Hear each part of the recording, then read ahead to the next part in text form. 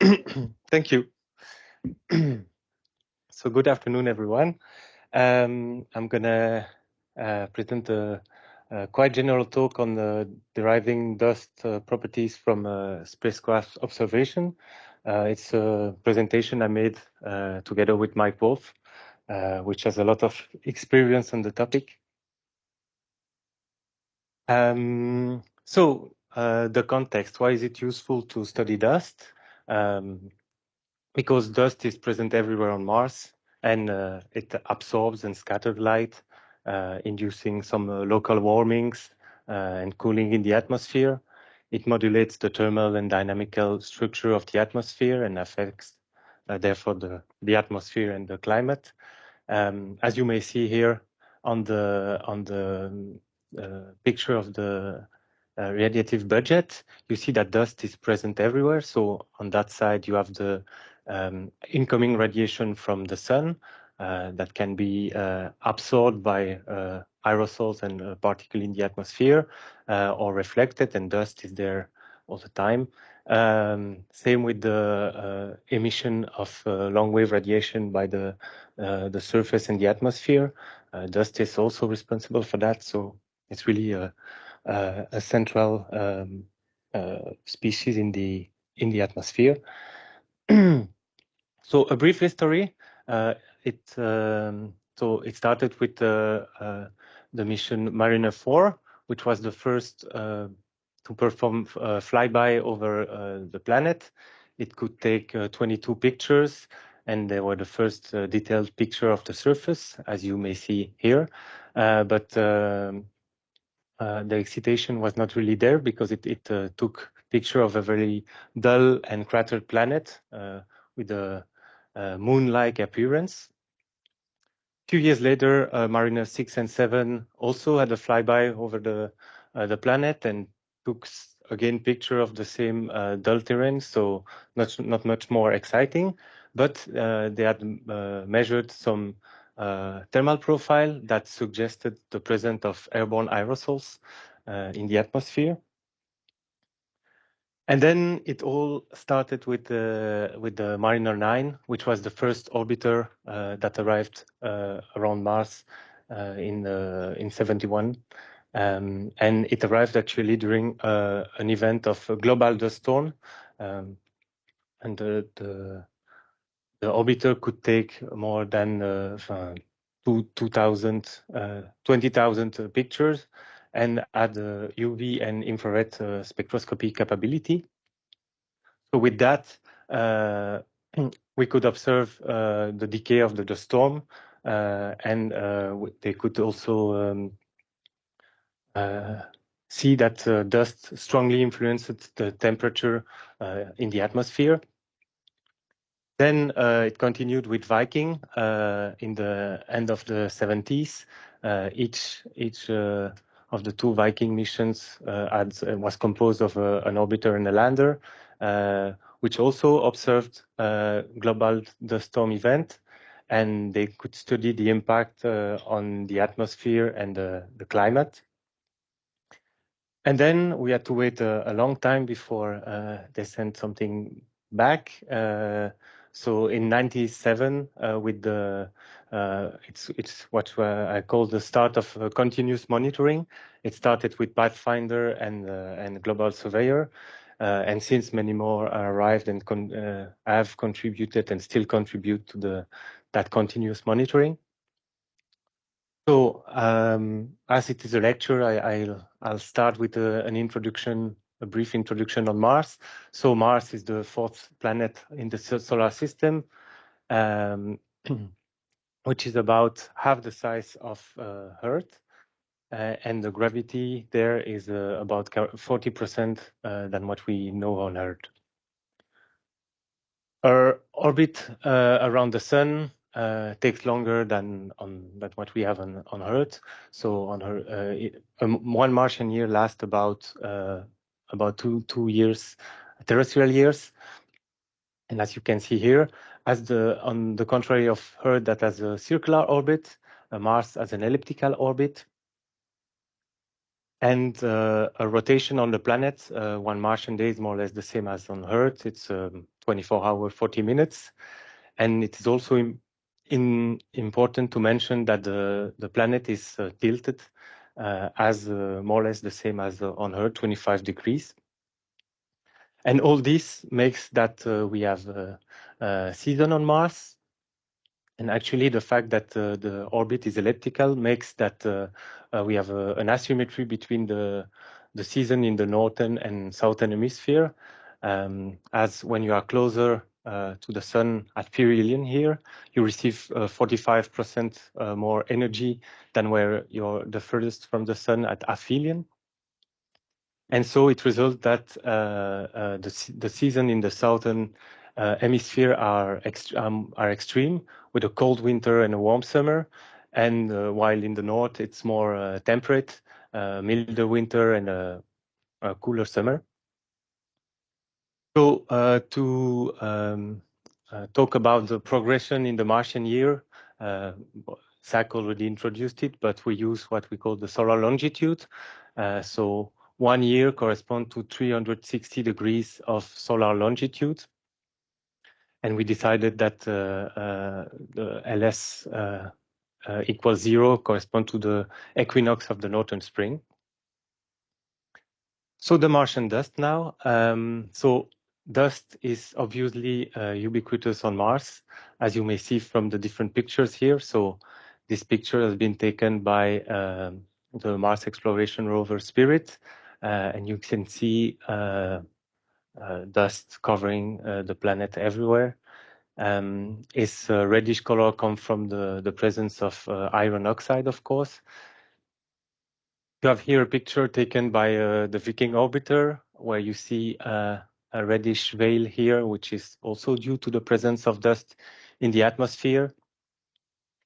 And here you have a picture also taken by Spirit, showing different dust devil passing in front of his view. And yeah, the dust particles are lifted in the atmosphere by these winds and storms.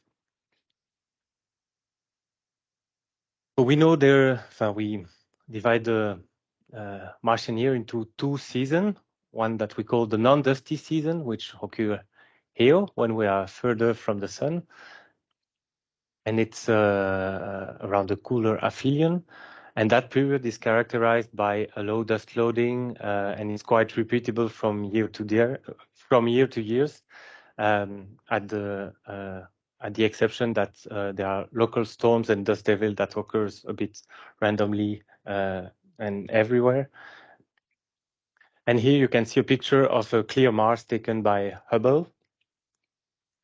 But during the dusty season is totally different.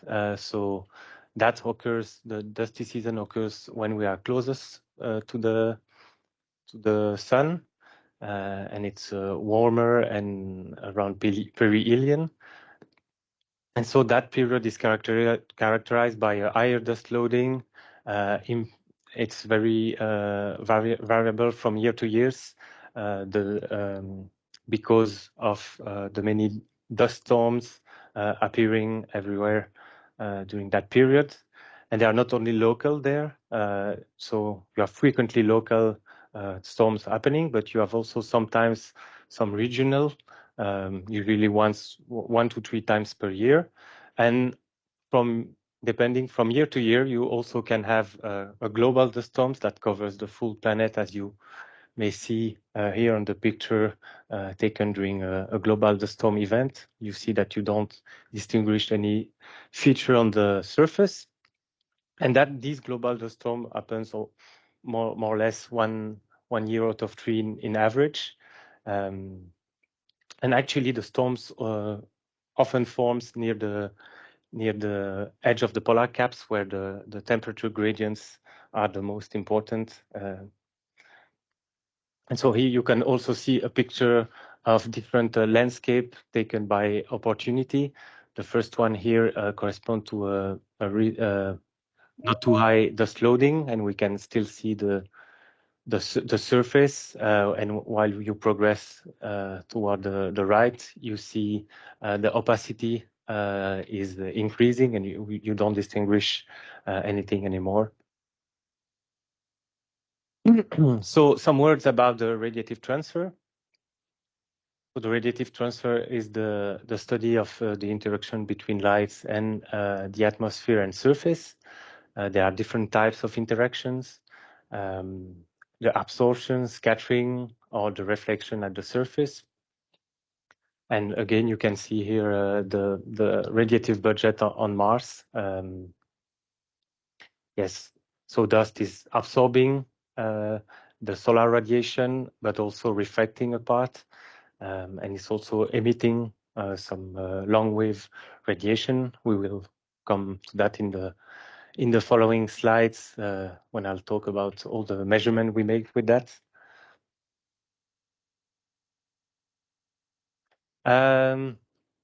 So the interaction between dust and light. So light is an electromagnetic wave defined by its wavelength. And actually the spectral range that we will be interested here in our case will be ranging from the UV to the infrared, including also then the visible.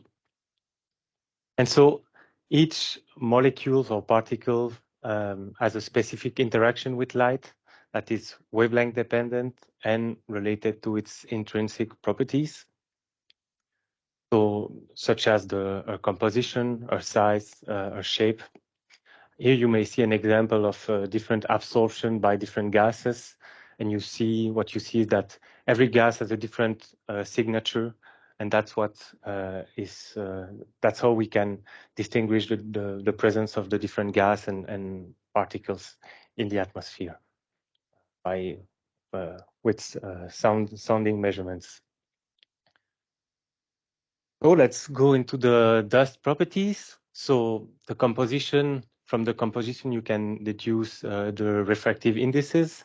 The real refractive indices is responsible for the refraction, while the complex refractive index is responsible for absorption. Here you can see an example of a wavelength-dependent refractive index. Some measurement points and some simulation of different particle sizes. From that, we can deduce what we call the single scattering albedo, which gives the fraction of scattered light versus absorbed light.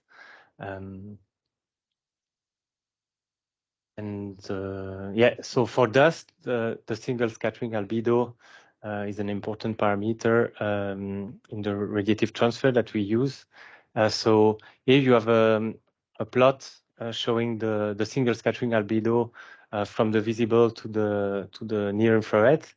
We don't see it here, but in the UV, that's what's happening just here. We have a single scattering albedo of lower than 0.7, which correspond to about 30% absorption.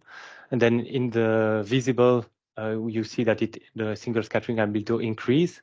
So the absorption varies between 30 and 5%. Then in the near infrared, you see it's quite close to 1, which means there's almost no absorption, between 3 and 4%. Then you have, except here, where you have the 2.9 micrometer absorption band due to hydrated minerals contained in the dust. And then if you go further in the infrared, so further there, you have the around 9.3, which is a wavelength often used in the measurement. We have 70 to 80% absorption, and around 20 micron, 90% absorption. Yes, so the particle size is also an important property. It's related to the ability to interact with light, and as already introduced by Olga and Julia, we work with the size parameter, which is proportional to the ratio between the radius of the particle and the wavelength of the light. And so typically the Martian dust has effective radius between 1 and 2 micrometer, but you can always see smaller particles at higher altitude, and larger particle can be seen near the surface during dust storms. But so that size parameter is important because it gives you the regime of scattering in which you are in. So, for instance, if X parameter is much smaller than 1, we are in the Rayleigh regime, and where the scattering is more or less isotropic, and that corresponds to the scattering in the range that we are interested in the scattering with on molecules of the atmosphere. While if the X parameter is a bit higher, between 1 and 10, you start to have a forward scattering, and that's more or less correspond to the dust particle in the infrared. And when you still you increase even more the X parameter, you are in the geometrical optic, and there is strong forward scattering, and that corresponds to the dust in the UV visible. So, voilà. Yes, a slide on particle size, because of course when we talk about particle size, it's not only one size, it's a distribution. And yeah, here it gives you three distribution from three different effective radius. Thank you, Takari, for providing me that yesterday. So the last property is the particle shape, which is important for the phase function and the angular probability of scattering. So you can see an example of part of the phase function obtained with different particle shapes. So on Mars, we currently in the visible, we often use cylindrical prism to reproduce quite accurately the more accurately as we can the phase function that have been observed. I'll talk about that later, but and so you see that all these different shapes induce different phase function. Yes. So now let's talk about the dust properties that we derive from measurements. So let's start with the beginning. And in the 70s and the 80s, there were only sparse measurements there from orbiters, and when they were combined with the lander's measurement, and so they could observe global dust storm, as I already mentioned, and study the importance of dust and the radiative transfer. From there, they could also deduce the general trends, the general seasonal and spatial trend of the dust cycle, and estimate the first particle size between RF between 1.6 and 1.8. And then with the beginning of the global coverage, we could do more. So using the Mars Global Surveyor satellite, which was equipped first with a MOC camera, which is a visible imager that could take a global picture that could monitor globally the dust activity. So from there, we realized that dust storms were occurring all the time, not only the dust storm season as we thought it was before.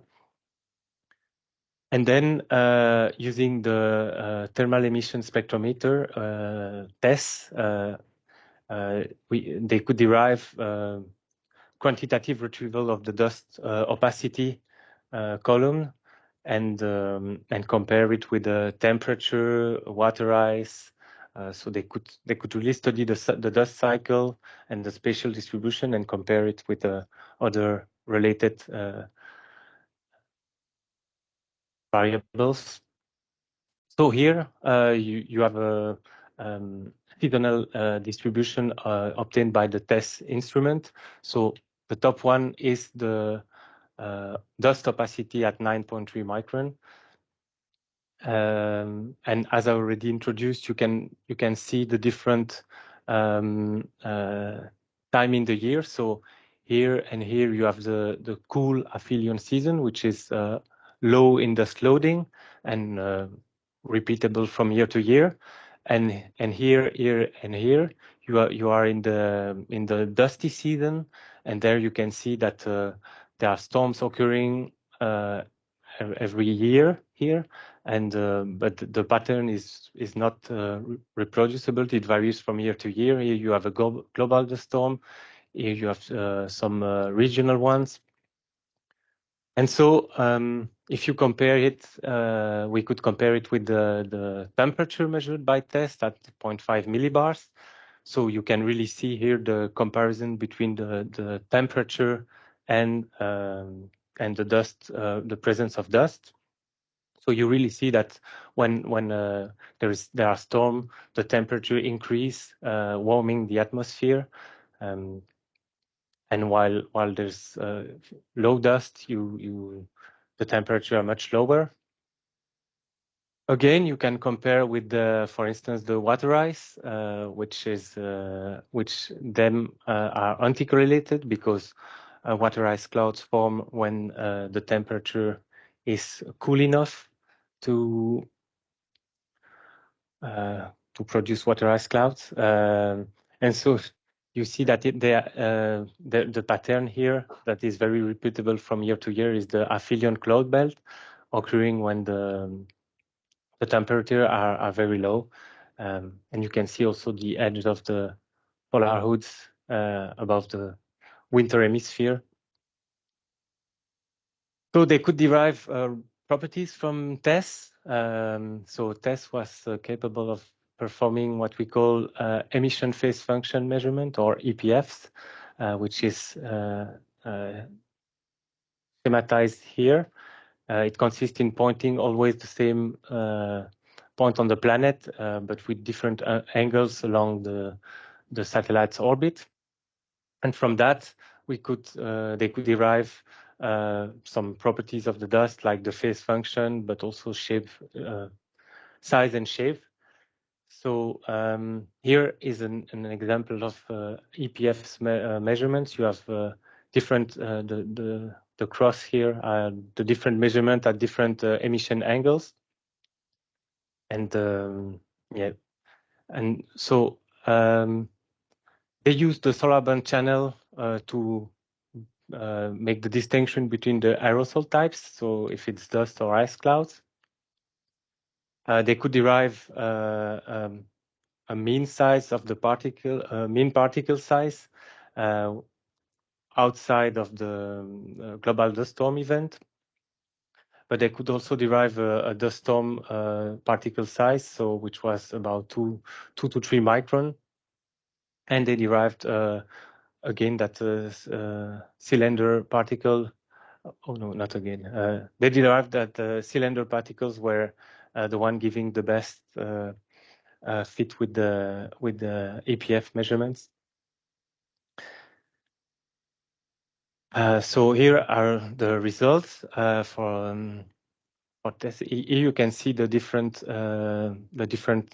particle size retrieved with TESS.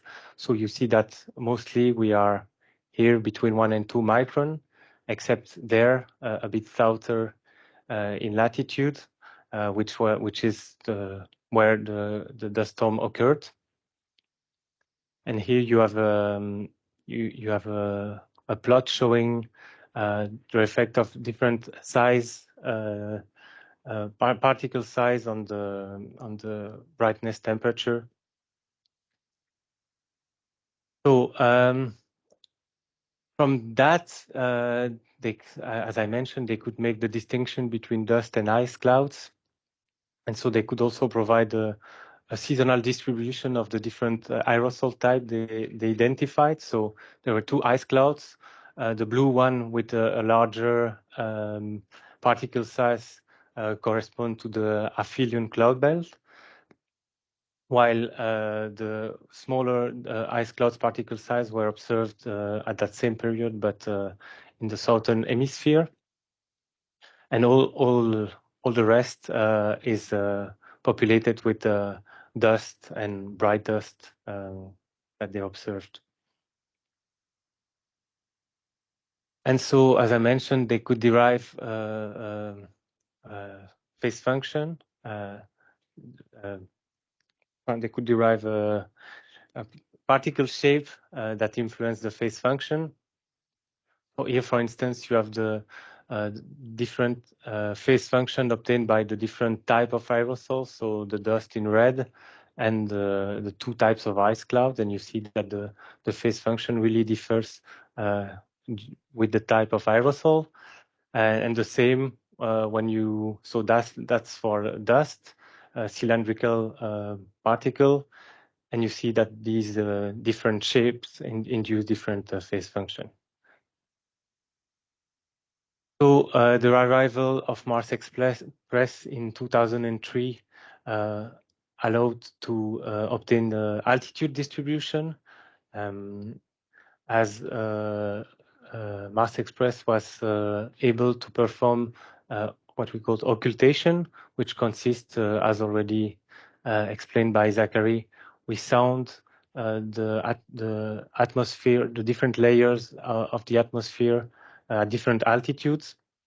We look at the sun and we look at how much is absorbed as we go down in the atmosphere, and that happens so at the sunset and sunrise.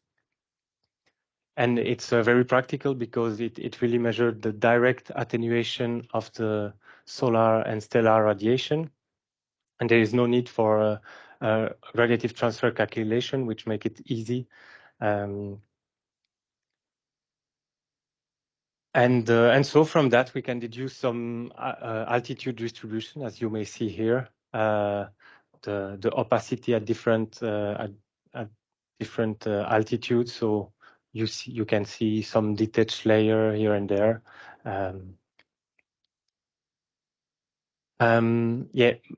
Mars Reconnaissance Orbiter a few years later could also derive some altitude distribution with the MCS instrument. But this work with LIMS, which consisted looking also at different altitude in the atmosphere, and it looks at the emission of the dust and the atmosphere, and so we can also derive some profile with that, but the calculation is a bit more complicated as it requires a bit of radiative transfer calculation. But so here, for instance, you have altitude distribution of aerosols. They can make the difference between water ice and dust. So you see that the dust is here is remaining in the first 40 kilometer, and then the higher it's due to water ice, and you have some detached layer here and here. So a few years later, they refined the dust properties using CRISM on MRO, which is visible in the infrared spectroscope. They also used APF measurements during a dust storm, and they combined, they took the measurement taken in the vicinity of the Mars exploration rovers, which has the capability of take direct measurements of the opacity, the aerosol opacity, that they could use into their calculation to remove an uncertainty on that parameter. And so they deduced again the refractive index and the single scattering albedo. So they derived particle size of 1.8 micron for the observation used. And again, the cylinder shape And so, for instance, here you have already seen the picture, but it's the complex refractive index obtained at different sizes to match the observations. The single scattering albedo is given here. So you don't see well the colors, but the dots are the one obtained with CRISM, and here the dashed lines are results that were obtained with omega at the same time, more or less. While previously they were using the red curve you see here, that is a bit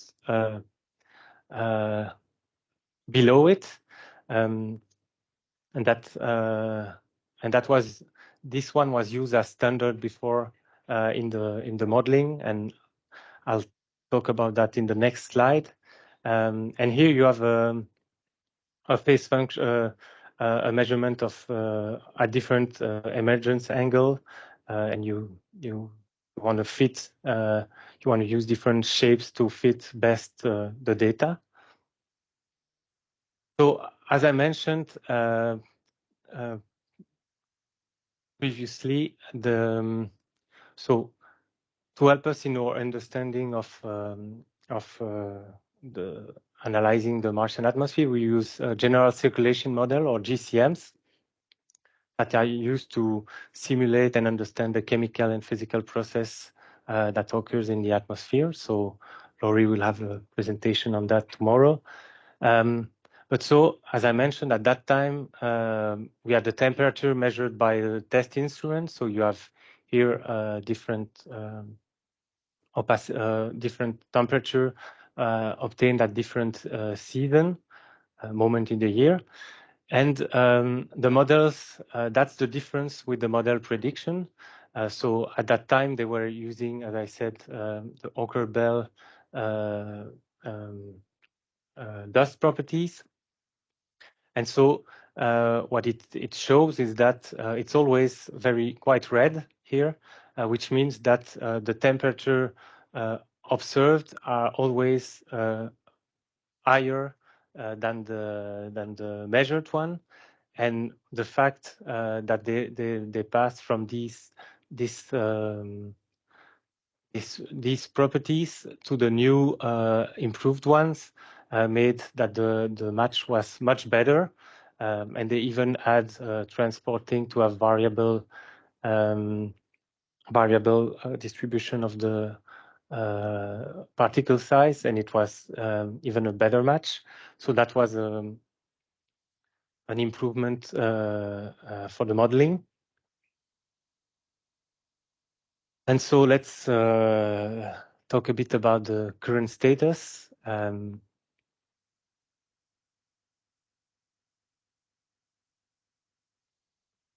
Okay.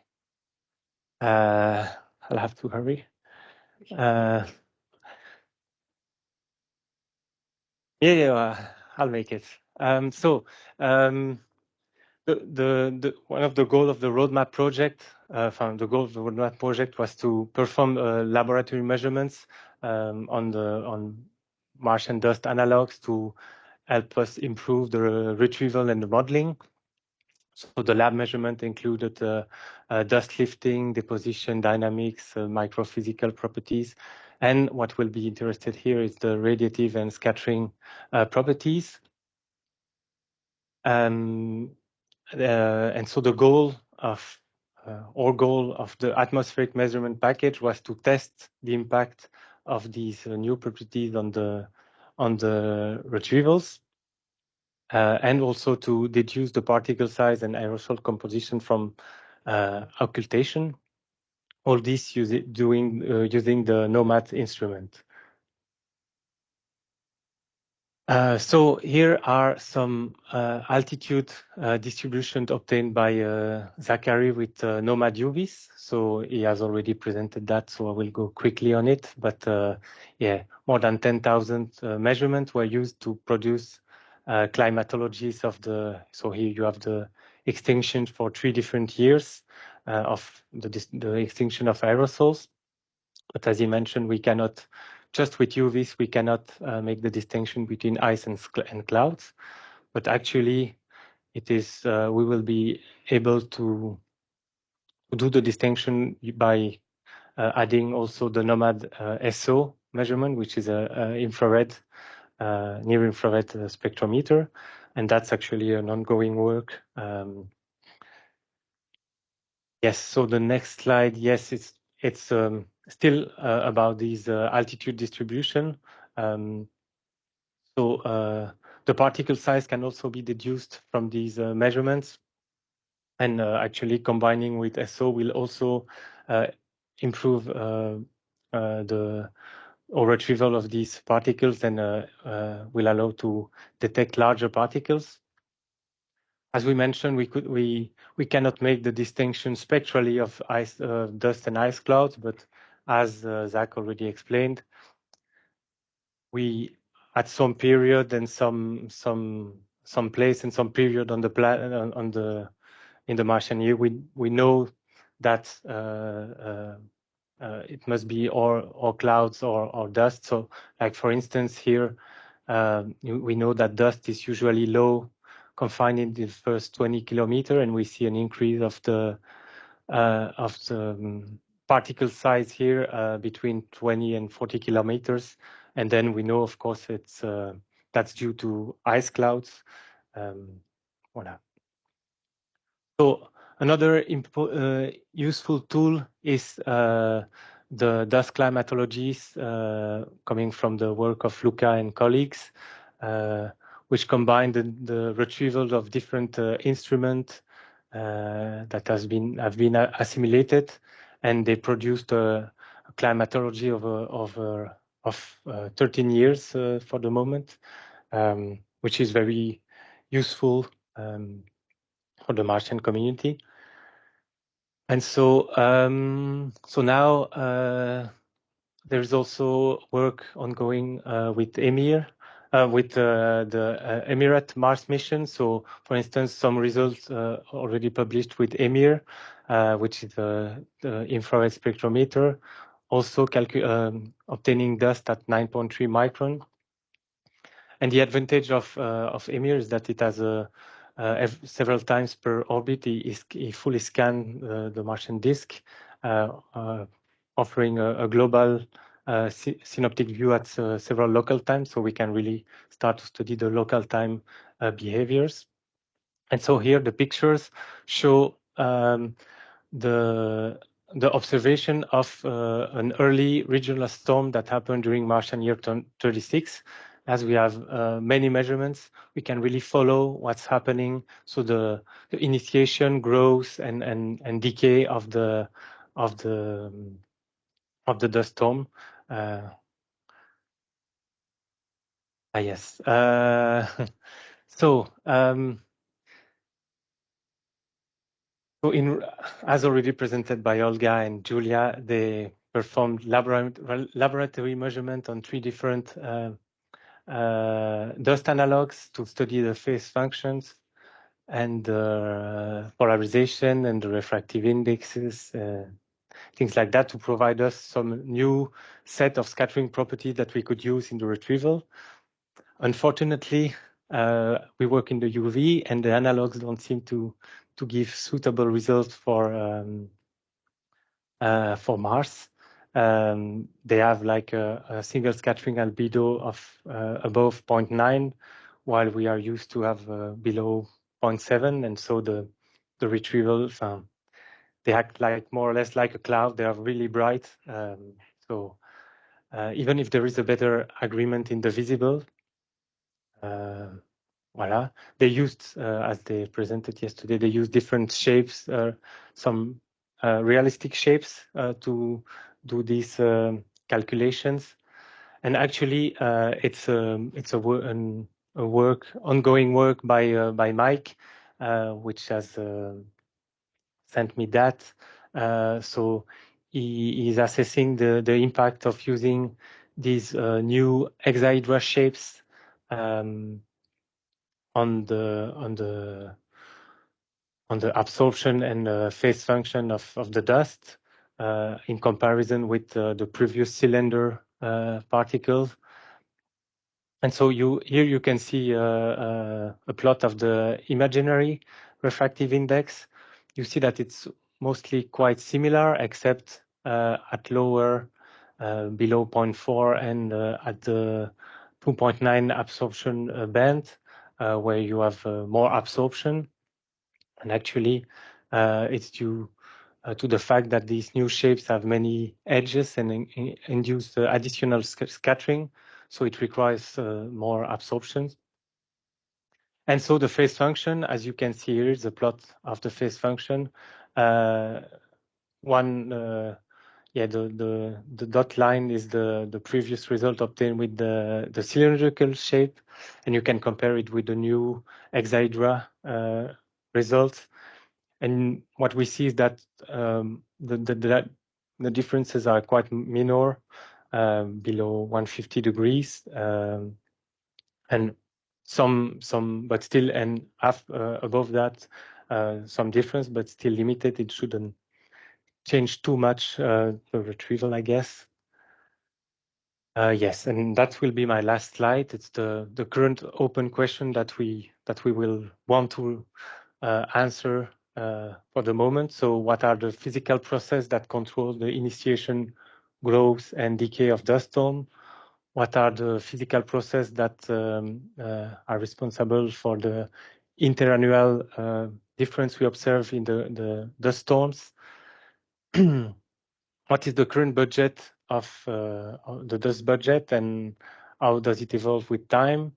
And the same with particle size, or what's particle size distribution evolution over time and in different conditions. So that's what we will answer, I guess, in the future. Yes, and here a page with some, if you're interested, some resource. So the dust climatologies of Luca and colleagues, the hexahedra database, some radiative transfer software or scattering software. So that's it. Thank you.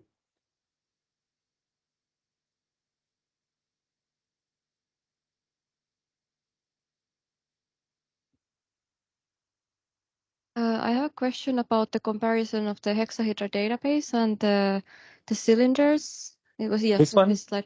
So is it true that you're using a sphericity parameter of 0.785, if I understand correctly?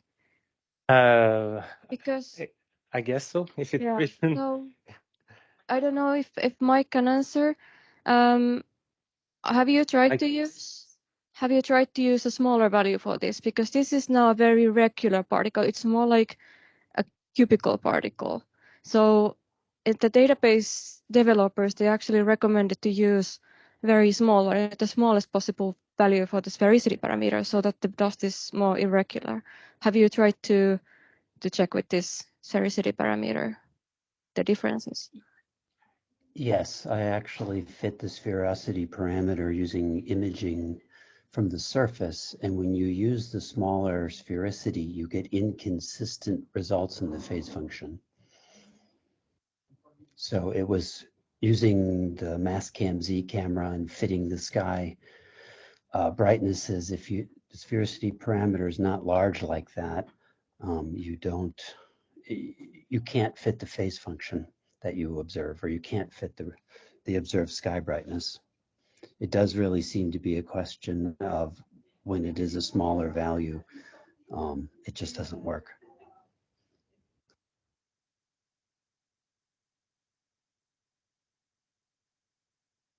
Thank you, Mike.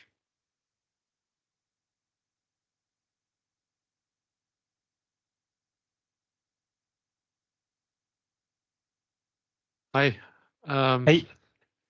I'm not sure I asked this before, or if I just don't get it correctly in my head. These extinction measurements, I mean, you always kind of integrate over the line of sight, and you're crossing different altitudes. Yes. Clouds are very heterogeneous. So how do you get the altitude?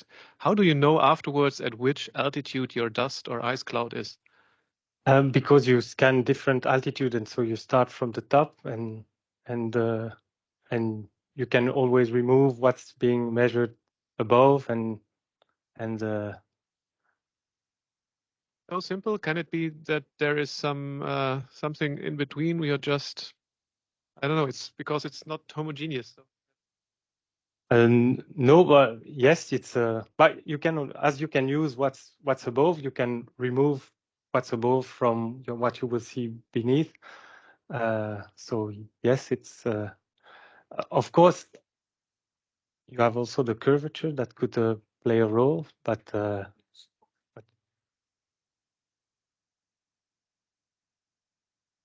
yes, horizontally, yes.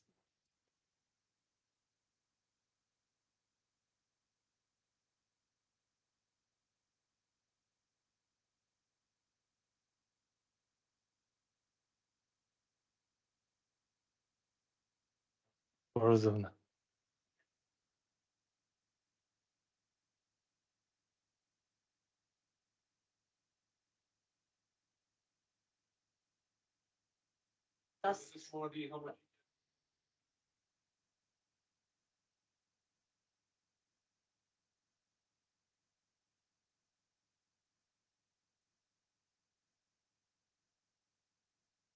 Hey, Luca.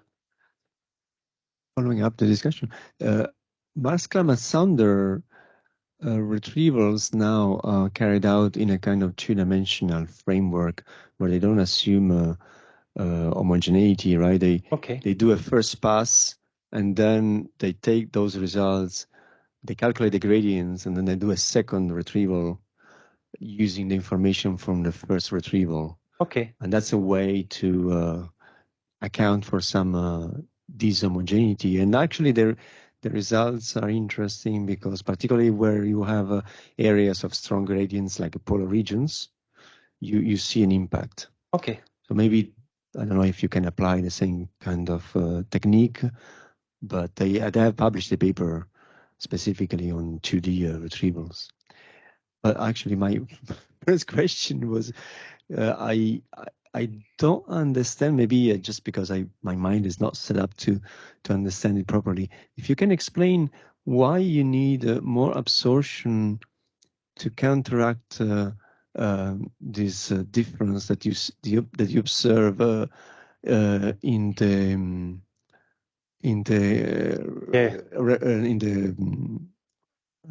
index in the upper plot. I don't understand why you need more absorption to counteract that difference. Okay. I think it's because you have the single scattering albedo must be what we know, and to keep the single scattering albedo, if you have more scattering, you need also more absorption. And why does it need to be fixed? I mean, do we know that it has to be fixed? Or?